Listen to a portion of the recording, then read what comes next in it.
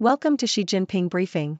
The content of the briefing includes: inside the secret Israel-Hamas negotiations to release 50 hostages. A new Cold War between China and the US is not inevitable. How China became the world's largest debt collector. South Korea sentences dissident who fled China on a jet ski. Is this the end of America's sanctimonious ideology? Inside the secret Israel-Hamas negotiations to release 50 hostages. Wall Street Journal. After weeks of secret negotiations, the U.S. has helped broker a deal to free 50 Israeli hostages held by Palestinian militants in Gaza. The deal also includes the release of 150 Palestinian prisoners by Israel and daily pauses in Israel's drone surveillance of Gaza. The agreement, described as the first major diplomatic breakthrough in the 7-week-old war, raises hopes that further talks can secure the release of other hostages taken on October 7. However, U.S. officials have cautioned that the deal remains fragile as the agreement was negotiated between two enemy parties. A new Cold War between China and the U.S. is not inevitable. Telegraph. The recent summit between the U.S. and China has echoes of the 1959 meeting between the U.S. and the Soviet Union, which was followed by a series of tense events. The relationship between the U.S. and China is similarly fragile, with recent incidents causing strain. It is important for both countries to maintain channels of communication to prevent further escalation. The potential flashpoint is Taiwan, where China has long sought reunification. A confrontation between the U.S. and Chinese navies in the region could lead to a dangerous military standoff. The resumption of military communications agreed upon in the recent summit is a positive step in preventing such a scenario. The geoeconomic picture is also complex, with China remaining a massive market and vital source of supply. However, business operations in China have become more difficult due to regulatory uncertainty and market access barriers. The U.S.-China relationship is likely to continue with fractious strategic competition, punctuated by periodic crises. Businesses must be prepared to respond to this volatility and build resilience into their operations and supply chains. Countries and businesses that can navigate this complexity will prosper, while those that cannot will fall behind. How China became the world's largest debt collector. Deutsche Welle. China's Belt and Road Initiative, BRI, has led to the accumulation of at least $1.1 trillion of debt in developing countries, according to U.S. research firm AidData. The figure represents 80% of all Chinese lending to the developing world. AidData also found that 1,693 BRI projects are at risk, with 94 projects either cancelled or suspended. The report's authors highlighted a rise in overdue repayments, with China doubling interest rates as a penalty for late payments. They also noted that China has had to offer bailout loans to BRI countries. South Korea sentences dissident who fled China on a jet ski. New York Times. Chinese dissident Quan Piong, who attempted to seek asylum in South Korea by crossing 200 miles of ocean on a jet ski-type vehicle, has been given a suspended jail term of 1 year with a 2-year probation period. Quan had been detained for 3 months on an immigration violation after being found stranded on a mud flat near Incheon. His legal team had initially hoped for a fine with no detention, but the court's ruling makes deportation less likely. Quan had disappeared into Chinese police custody in 2016 after posting a photo of himself in a t-shirt likening Xi Jinping to Hitler. Is this the end of America's sanctimonious ideology? SCMP opinion. The Western media has largely ignored a recent speech by Chinese President Xi Jinping in which he called for mutual respect between China and the U.S. Xi told an audience of American business leaders in San Francisco that China did not want to fight another Cold War with the U.S. and had no intention of challenging or unseating it. He added, "Instead, we will be glad to see a confident, open, ever-growing and prosperous United States." Likewise, the United States should not bet against China or interfere in China's internal affairs. It should instead welcome a peaceful, stable and prosperous China. The speech received a standing ovation from the audience. The author of the article suggests that, although China may not win the geopolitical and economic power struggle with the U.S., it could win the ideological war as its lack of ambition and world-conquering ideology contrasted with America's actions. The author concludes that the rest of the world is increasingly rejecting the U.S.'s sanctimonious ideology and calls for global norms and a rules-based international system. Greece warns officials not to attend Taiwan events over China fears. Nikkei Asia. Greece has reportedly told its officials to avoid events hosted by Taiwan to prevent angering China.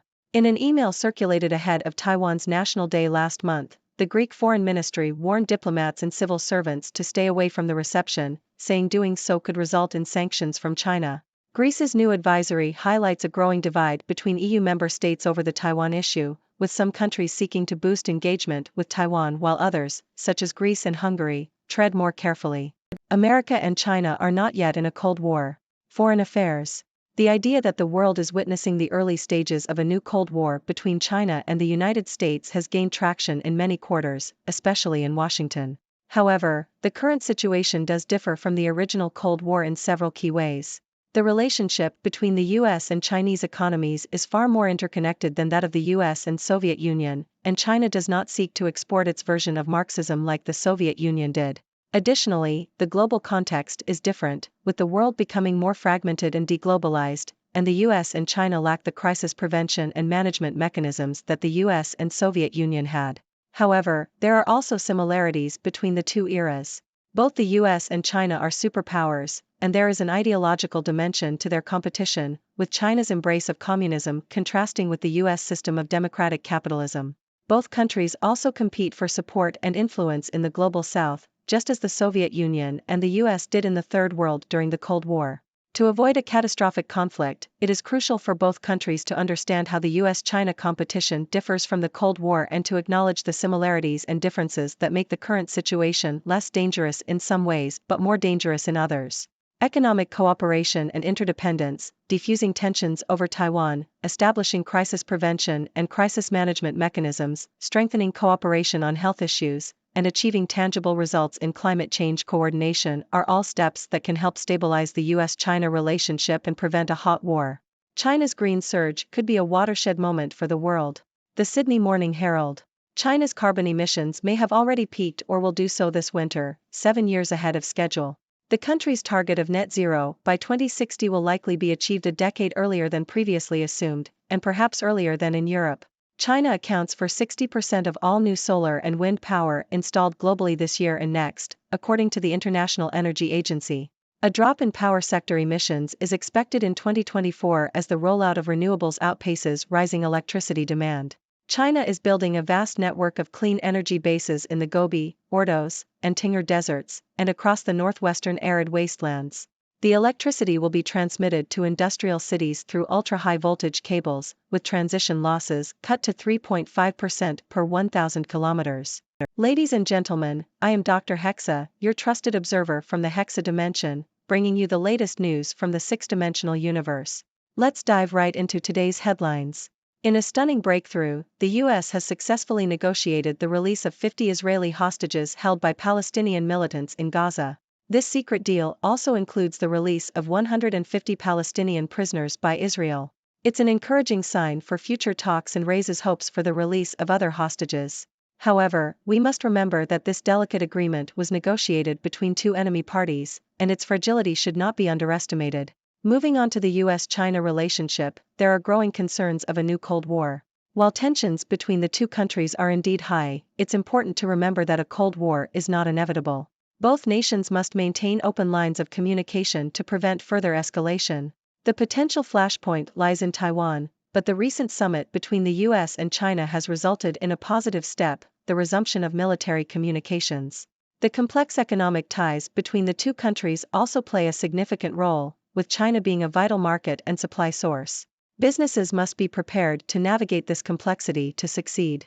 China's Belt and Road Initiative has turned it into the world's largest debt collector. Developing countries have accumulated at least $1.1 trillion of debt, accounting for 80% of China's lending to the developing world. The report also highlights the rise in overdue repayments, with China imposing higher interest rates as a penalty. It's become clear that China has had to offer bailout loans to countries involved in the initiative. This raises questions about the long-term sustainability of this ambitious project. In a surprising story, a Chinese dissident attempted to seek asylum in South Korea by crossing the ocean on a jet ski-type vehicle. Kwon Pyong has been given a suspended jail term and probation. Although his legal team had hoped for a different outcome, this ruling makes deportation less likely.